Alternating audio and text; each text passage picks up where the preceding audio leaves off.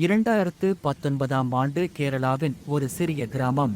இரவெல்லாம் கொடூரமான மழை கொட்டிக் கொண்டிருந்தது. அந்த இருட்டில் 7 வயது சிறுவன் ஓடிவந்து நீரின் ஓட்டத்தில் வீட்டை விட்டு தூரமாகச் செல்கிறான். அம்மா பயந்தபடி, மழையில் நனைந்து, "எங்க போனாய்மா? எங்க இருக்கே?" என்று கத்திக் கொண்டிருந்தாள். அதே நேரத்தில் கிராமத்தில் சுற்றித் திரிந்து ஒரு தெருநாய் நீரால் நிரம்பிய கால்வாயின் அருகில் நின்று சத்தமாக குரைத்துக் கொண்டிருந்தது. அது சாதாரண குரல் இல்லை, ஒரு உயிரை காப்பாற்ற வேண்டி வந்த அழைப்பு. அந்த நாயை தொடர்ந்து ஓடியவர்கள் இருட்டில் நடுங்கிக் கொண்டிருந்த சிறுவனை நீரின் திசையில் இழுக்கப்படும் முன் கண்டுபிடித்தார்கள்.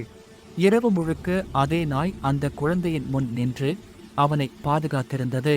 அடுத்த நாள் காலை கிராமம் நிம்மதியாக மூச்சு விட்டபோது அந்த குடும்பம் நாய்க்கு உணவு வைத்து, "இன்று எங்களிடம் இருக்கும் இந்த உயிர் நீ தந்த பரிசு" என்று கண்ணீருடன் நன்றி கூறினர்.